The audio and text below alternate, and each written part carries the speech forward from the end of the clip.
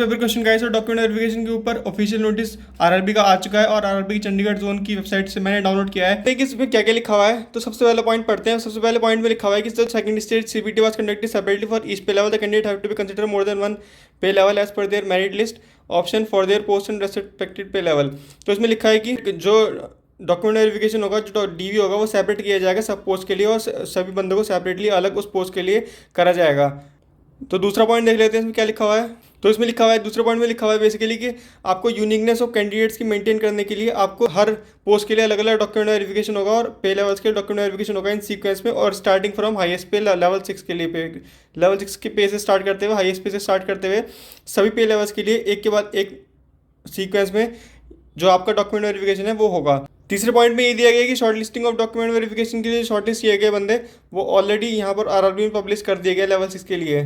Fourth point में दिया हुआ है कि शॉर्ट लिस्टिंग जो कैंडिडेट्स की होगी पे लेवल 6 के लिए बस बेस्ड ऑन टीयर 2 के स्कोर के बेस्ड होगी और एप्टीट्यूड टेस्ट जो सीबैट वगैरह हुआ है उसके बेस पे होगी। और उसके बाद जो priority and the priority of various post with in the pay level furnished by the candidates on online application. तो बहुत सारे कैंडिडेट अभी परेशान हो रहे थे कि कैसे कैसे इन्होंने किया। तो इन्होंने साफ साफ जाहिर कर दिया है कि जो प्रायोरिटी उन्होंने भरी होगी, जो priority at the time of पे लेवल 6 के अंदर जो भरी होगी, जो पोस्ट के लिए मतलब आपने 6 पे लेवल पोस्ट में जो आपने स्टेशन मास्टर या फिर सीए की प्रायोरिटी जो भी भरी होगी उसके अकॉर्डिंग आपको शॉर्टलिस्ट किया गया है, ना कि आपने 5वें 6ठे या फिर दूसरे लेवल में से कौन सी पोस्ट आपने भरी है, नहीं उसके अकॉर्डिंग नहीं। इन्होंने साफ साफ यहाँ पे लिख दिया है, यहाँ पे लिखा हुआ है कि लेवल 6 के अंदर जो 2 पोस्ट थी उनकी प्रायोरिटी देखी जाएगी लेवल 6 के अंदर पहले।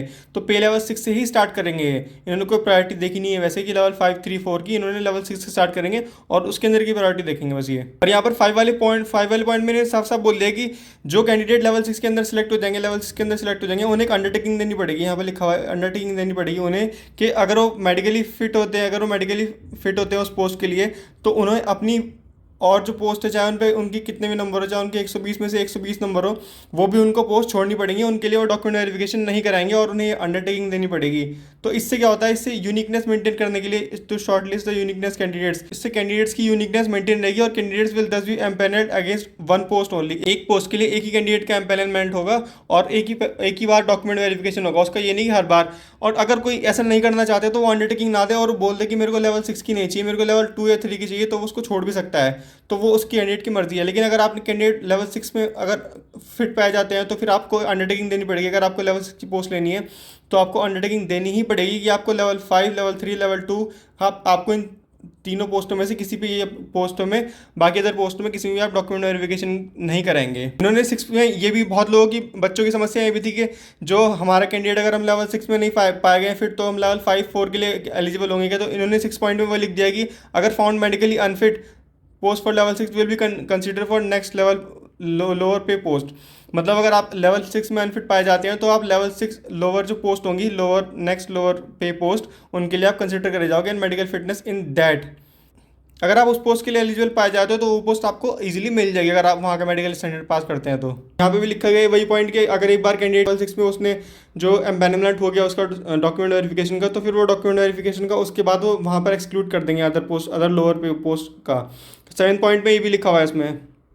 इसीलिए इन्होंने 8 पॉइंट देखिए, 8 पॉइंट इनका बड़ा मजेदार पॉइंट है। 8 पॉइंट में साफ लिख दिया कि therefore short listing of lower pay levels 5, 4, 3, 2 will be published in phased manner. मतलब फेसेस में होगा, जैसे आपके एग्जाम होते थे फेज 1, फेज 2, फेज 3, वैसे ही इनका डॉक्यूमेंट वेरिफिकेशन होगा 1, 2, 3 फेज में। और यहाँ पर इन्होंने लास्ट में टाइपिंग के बारे में दे दिया कि evaluation of typing of large number of candidate is time consuming है। इन्होंने बोल दिया साफ साफ कि आरआरबी इस पर बहुत अच्छे से काम चल रहा है और आपको जल्दी से इसका रिजल्ट आपको दे दिया जाएगा टाइपिंग पोस्ट का भी। तो बाकी यही था, बाकी दो पॉइंट्स में लिखा है कि कैंडिडेट्स को एडवाइस किया जाता है कि वो किसी की मिसगाइड में ना फंसे और किसी को डाउट्स वगैरह के चक्कर में ना फंसे। तो गाइस ये था इसका ऑफिशियल नोटिस। और आपको वीडियो कैसी लगी तो लाइक करके जरूर बताइए। आपको नीचे कमेंट, आपको कोई दिक्कत हो तो फिर नीचे कमेंट जरूर कीजिएगा, मैं आपको रिप्लाई जरूर करूंगा। और अगर सबसे फास्ट एनटीपीसी की अपडेट चाहिए तो चैनल को सब्सक्राइब जरूर कीजिएगा।